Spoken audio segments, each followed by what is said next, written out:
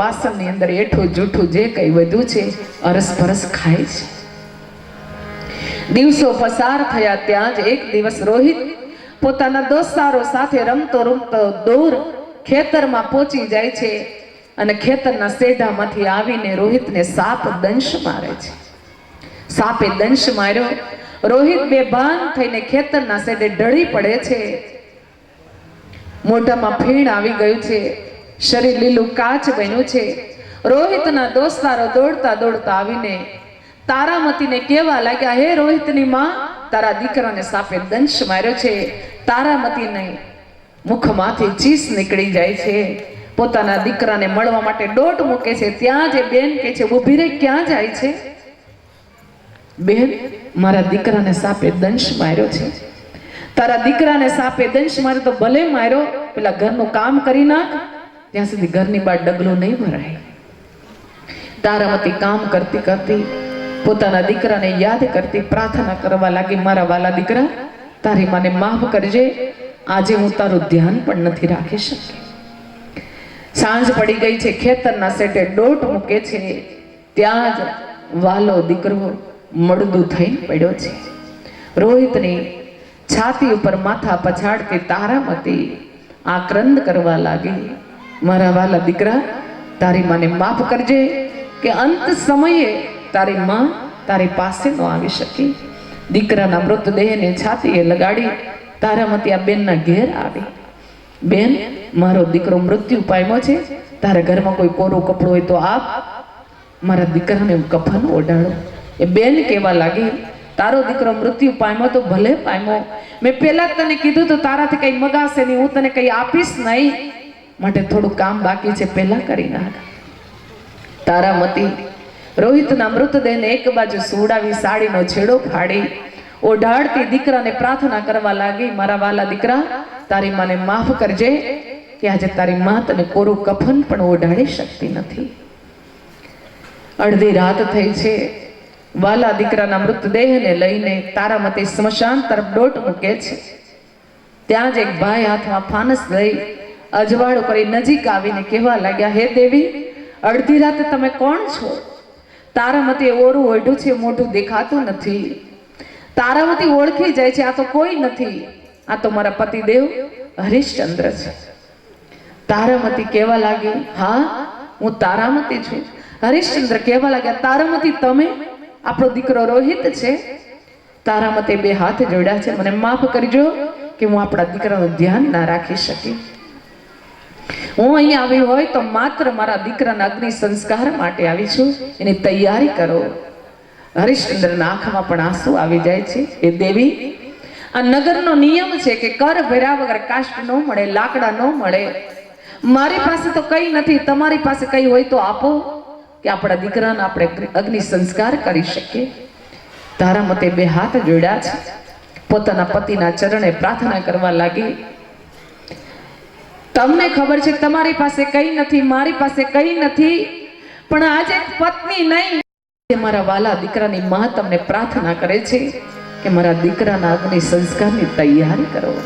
આ દ્રશ્ય હરિશ્ચંદ્રથી જોવાયું નહીં.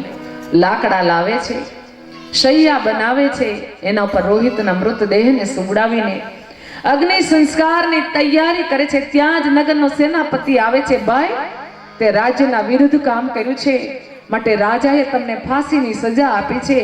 જ્યાં સુધી ફાંસીની સજા પૂરી નહીં થાય ત્યાં સુધી અગ્નિ સંસ્કાર નહીં થઈ શકે. હરિશ્ચંદ્ર કહેવા લાગ્યા, હા ભાઈ, મેં ખોટું કર્યું છે, માટે અવશ્ય મને સજા થવી જોઈએ, હું ભોગવવા તૈયાર છું. સેનાપતિ કહે છે, ચાલો મારી સાથે. સેનાપતિની પાછળ પાછળ હરિશ્ચંદ્ર ચાલવા લાગ્યા. એની પાછળ તારામતી રોહિતના મૃતદેહને લઈને ચાલવા લાગ્યા. જ્યાં ફાંસીનો ગાળિયો લટકી રહ્યો છે એના નીચે હરિશ્ચંદ્રને ઊભા રાખ્યા છે. ગળામાં ફાંસીનો ગાળિયો પહેરાયો છે. બાજુમાં તારામતી ઊભા છે. હરિશ્ચંદ્રને કહેવામાં આવ્યું કે છેલ્લે તમને થોડોક સમય આપવામાં આવે છે, તમારી અંતિમ ઈચ્છા હોય તો તમે કહી શકો છો. આ સાંભળીને ઇતિહાસ બતાવે છે કે હરિશ્ચંદ્ર એક શબ્દ નથી બોલતા, આંખો બંધ કરી છે, બે હાથ જોડ્યા છે, અંતર ધ્યાન થાય છે. આ બાજુ તારામતી આ દ્રશ્ય જોઈને રોહિતના મૃતદેહને એક બાજુ સોડાવીને એણે પણ બે હાથ જોડ્યા છે, આંખો બંધ કરી છે, અંતર ધ્યાન થયા છે. ઇતિહાસ બતાવે છે કે પતિ અને પત્નીની પ્રાર્થના એક બને છે. પતિ અને પત્ની ભગવાનને પ્રાર્થના કરી રહ્યા છે, સદગુરુને પ્રાર્થના કરી રહ્યા છે, હે પ્રભુ, હે પરમાત્મા, હે ગુરુદેવ, જ્યારથી વ્રતના પાલન કરવા તૈયાર થયા ત્યારથી અત્યાર સુધીમાં જાણતા અજાણતા અમારાથી કંઈ ખોટું થયું હોય, ભૂલ થઈ હોય તો હે પ્રભુ અમે માફી માંગીએ છીએ. તો હે ગુરુદેવ, આજે તારા બાળકો તારા ચરણોમાં પ્રાર્થના કરે છે, જન્મો જન્મ તારા ચરણોની સેવા મળે.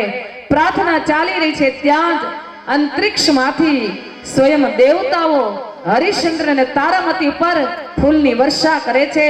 અને એક બાજુ ગુરુ વિશ્વામિત્ર આવે છે, એ પણ ફૂલની વર્ષા કરે છે અને કેવા લાગે છે, ધન્ય હો હરિશ્ચંદ્ર, ધન્ય હો તારામતી. આજ પછી રાજા હરિશ્ચંદ્રના નામે નહીં, ઇતિહાસ તમને સત્યવાદી હરિશ્ચંદ્રના નામે યાદ કરશે.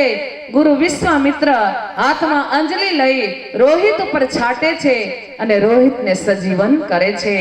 ત્યારે પરમ પૂજ્ય ગુરુદેવે બતાવ્યું, બેટા, ઘણી વાર સારું કામ કરવા નીકળીએ ત્યારે ઘણી બધી પરિસ્થિતિનો સામનો કરવો પડે છે.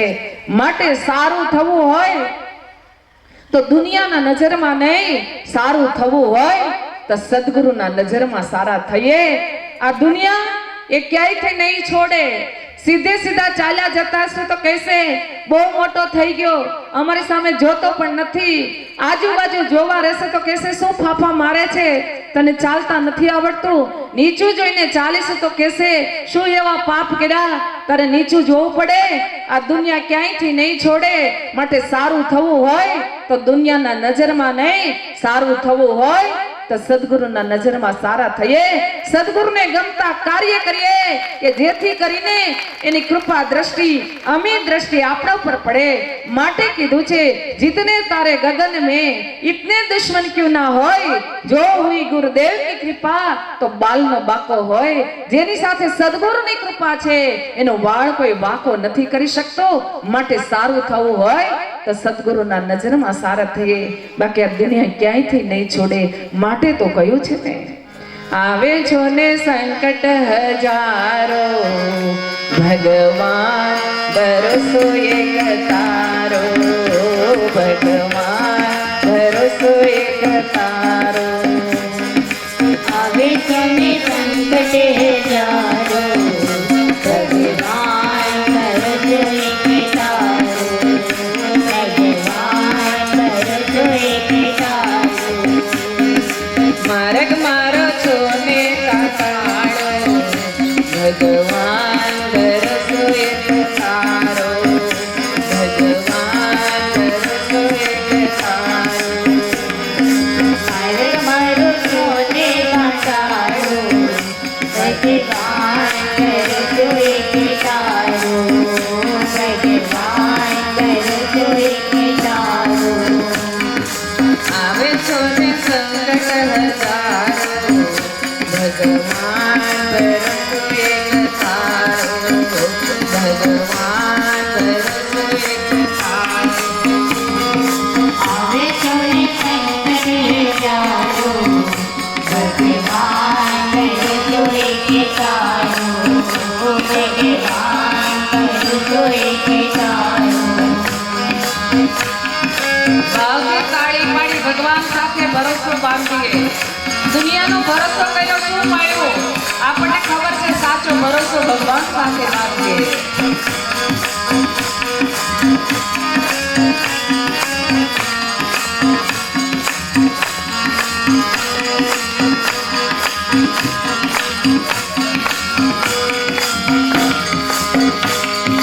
ગણિત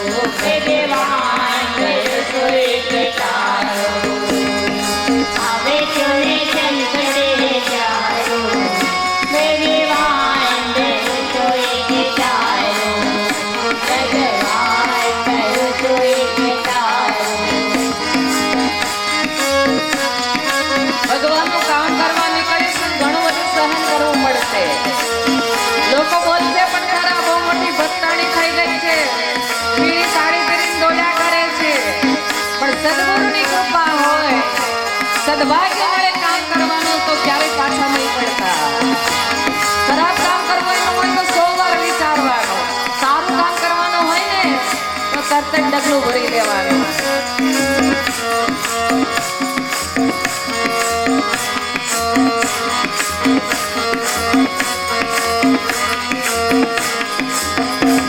ભલે આખી દુનિયા પાવે પ્રેમ બોલે ને શિરે મૂક્યું છે ગુરુ તારે ખોળે.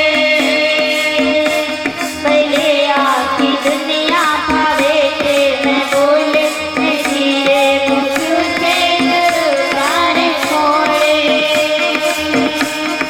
જે અણજો માખણ છે, જે અણજો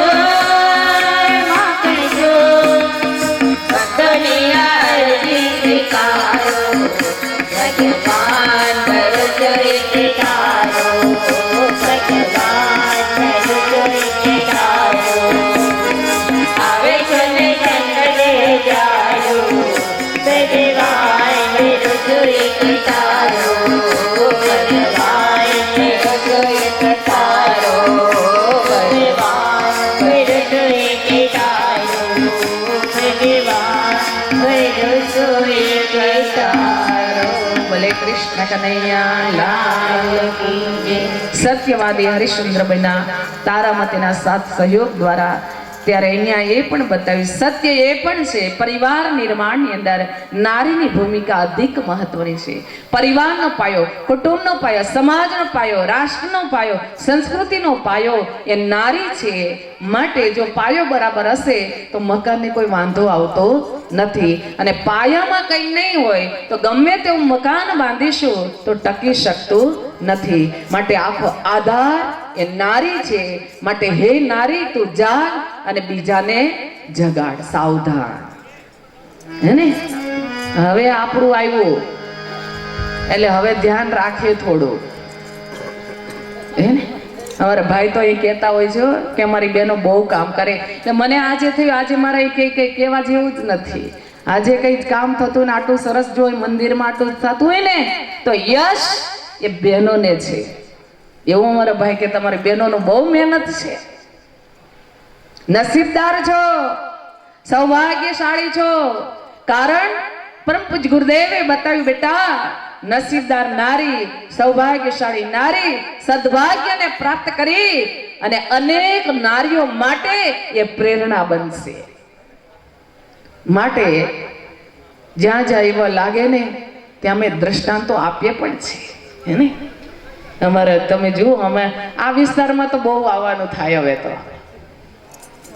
હે બહુ જ આવવાનું થઈ જાય. હવે તેમ કે હવે વાંધો નહીં, હવે બહુ આવી ગયા, હવે તો બીજાને ચાન્સ આપો આવવાનો. હે ને? અમારા ઉજીમાને આવ્યા છે ને, અમારા હંસાબેન ને, હે ગીતાબેન ને, આ વિસ્તાર કોડીનાર ની અંદર આજુબાજુ કેટલા બધા ગામમાં અમે જઈ આવ્યા છે.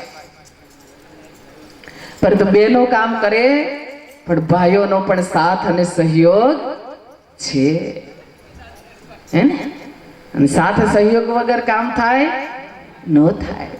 માટે ભાઈઓને પહેલા વંદન કરું છું કે તમે તમારા ઘરેથી તમારા ધર્મ પત્નીને આટલો બધો સરસ મજાનો સહયોગ કરો છો. માટે તમે ખૂબ નસીબદાર છો અને સૌભાગ્યશાળી છો. બાકી આજે તમે દુનિયાની અંદર હાલત તો જુઓ, ખોટી જગ્યાએ સમયને વેડફી નાખે છે. નિંદા કુથલી, ઓટલા પરિષદ, કેવું જીવન બરબાદ થઈ જાય છે. પણ આ તો કેટલું હે. અને અહીંયા અમારા વડીલો એને જોઈએ ને એટલે અમને પાનબાઈ ને ગંગા સતી જ યાદ આવે.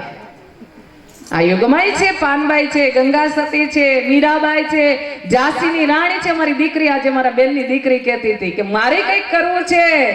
અરે ખૂબ લડી મર્દાંગીની, वो तो झांसी वाली रानी थी કે ક્યારે પાછી ના પડી. અને એવી તો લડી આજે એના ઠેર ઠેર પ્રતિમા મૂકવામાં આવે છે. અને આ યુગમાં નહીં લડો તો નહીં ચાલે. ઝાંસીની રાણી જ બનવું પડશે. સમય આવી ગયો છે અને ગુરુદેવનું સપનું છે